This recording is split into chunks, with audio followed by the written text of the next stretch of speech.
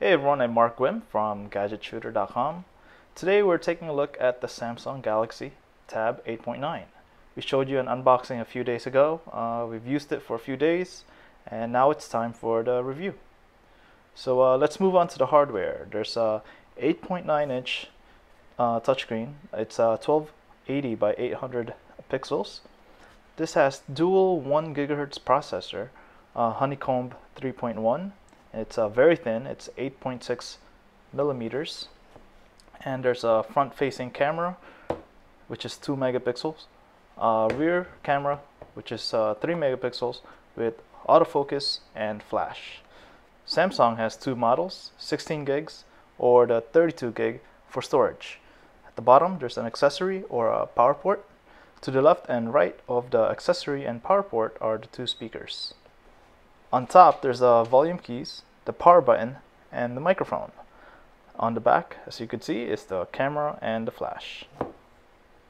Let's talk about actually using this device. I come from the original iPad, which I absolutely love, and so that's my background. Android is great if you're actually using Google products already. At setup, all you need to do is enter your Gmail account and all your emails, calendar, to-do, and your albums are already synced with the device. So setup doesn't require that much. So let's take a tour of the Android Honeycomb. Here at the bottom is the home button. So there are absolutely no physical buttons here on the front, right? So that's the back button, home, application button, and this is where you take screenshots. This application button here shows your the previous applications that you've used. It actually also gives you a preview of how those applications look like. Let's go back down. So that's a screenshot button. Click that and it takes a screenshot of your screen. Here on the right side is you see the clock and icons for your notification. You could click on them to give you a preview of that notification. For example, here's a notification for Gmail, and that's for Twitter. And I have 3 Gmail accounts connected on this device, so you can see 3 icons there. That's the time and battery and Wi-Fi status. Okay, if I click on the time, this thing pops up, gives you more details about the time, the Wi-Fi, etc. And this is also where you see all your notifications. I think you could scroll this up and down. Okay, this is also where you could click to check on the settings. Okay, what I don't like here is there's no clear all. You have to clear this one by one. Okay, so this is also a quick settings tool where you could turn on and off services like the Wi-Fi, GPS, auto rotation, brightness. You could change here or click on auto, turn on and off Bluetooth. On the top you have the shortcut to apps. I don't know why they decided to put it on top.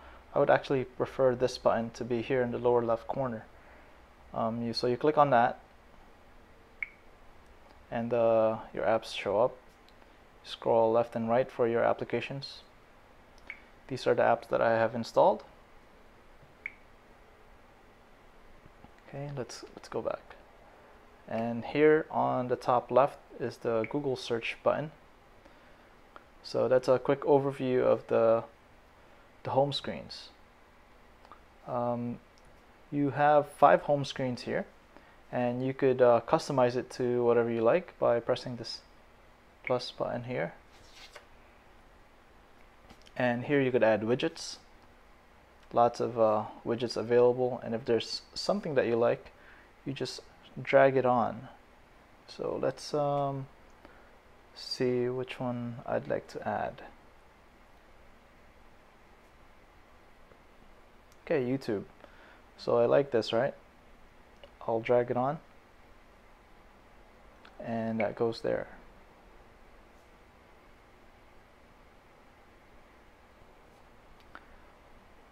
You could also hold and tap on the home screen to add those widgets. You could also add app shortcuts instead.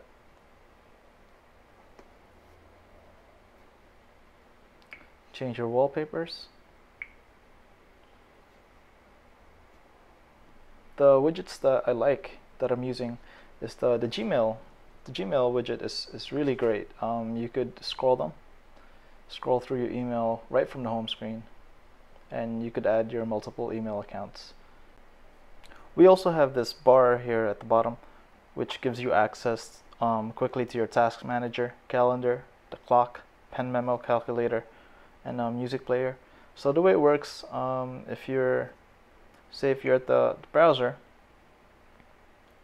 and I want to write a quick note, just click on that bar and you go to pen memo, and that's going to open up the pen memo, and I'll just type buy milk. Then I'm done, and so that pops up from wherever you are actually. You also have the world clock or your calendar. If you want to go to calculator, it pops up over your current screen, so it won't stop whatever you're doing right now. So now it's time to talk about the browser. Browser is nice. You could pinch to zoom like everything that's out right now. You could also make this in portrait mode. You could also double tap. There are also, I think, gestures that you could use. If you put 2 fingers on the screen and you tilt your device back or forward, it zooms in and out.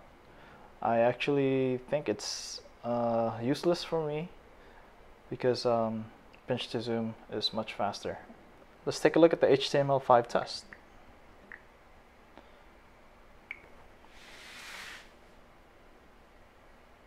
Okay, so the test shows 205. You might notice that it's not really fast. It's not snappy. So this right here is a flash video. If I click play, it will actually Hi, I'm Phil Byrne for Samsung, and tonight we're launching our see how the frame rates are not really smooth. The Android Honeycomb device, now in a new screen size, but it still packs all the same power and features of the Galaxy Tab 10.1. As you can see, we've sort of updated the interface here a little bit, so this is our TouchWiz interface. We have these live panel widgets. So the video is very playable, but it's not very smooth. That's my point. And browsing doesn't feel smooth at all either. But for dual 1 GHz processor, I expected a lot better. The Galaxy Tab 8.9 comes with plenty of keyboards pre-installed. You have the Android keyboard, the Samsung keyboard, and Swype, which I actually really like. So here I have the Swype keyboard. You could type on it like this, make it smaller, where you could actually type with 1 finger. Also, you could move this left and right. You could also use the Samsung keypad. And I think you could actually write here. I haven't used this one yet.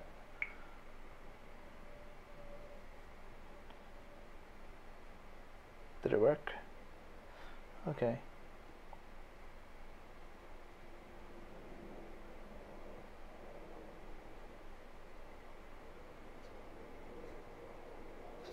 Okay, so